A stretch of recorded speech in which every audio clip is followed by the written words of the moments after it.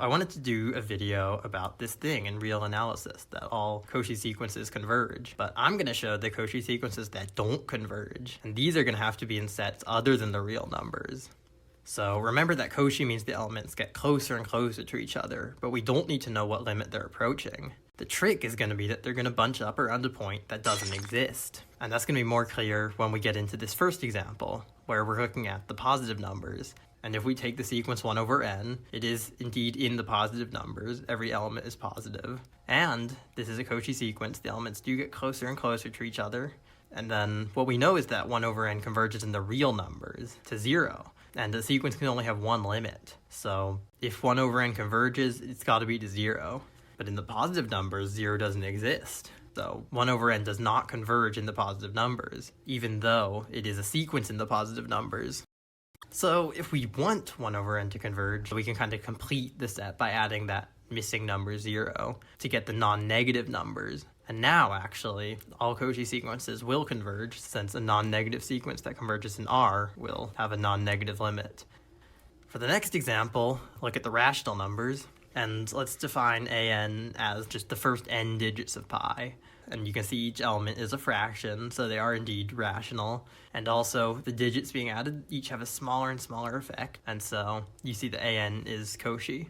But if an converges, it converges to pi. And pi is irrational. It doesn't exist in Q. And so in Q, an doesn't converge.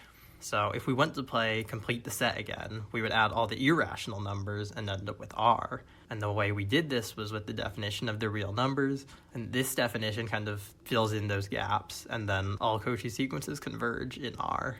And now, the third example, I actually want to do in R. So let's just define an equals n. So the elements are just 1, 2, 3, etc. And I actually want to draw this in 3D so that we can see the elements all going off into the horizon. And now we have to change something about R, so let's step back and realize that this is all just on a screen.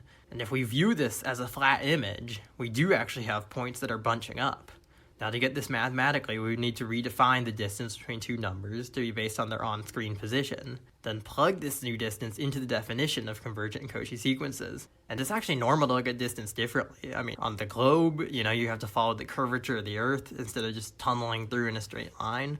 And mathematicians call different distance functions metrics, and consider what's called a metric space. This is just a set like R or Q, and the metric that they're choosing to use. And that metric affects what counts as Cauchy and convergent. And so now the points of an do get closer and closer. The sequence is Cauchy, but it isn't convergent. It looks like it's converging to the horizon itself, but there is no point at the horizon. More rigorously, we can show the limit has to satisfy 1 over L equals 0, which is impossible, at least in R. And so if we want to complete the set, we would want to add this horizon point to satisfy 1 over L equals 0. And finally, I want to say that this is the exact terminology that mathematicians use. When all Cauchy sequences converge, the metric space that they're using is called complete. In other words, it isn't missing any points that a Cauchy sequence might be bunching up around.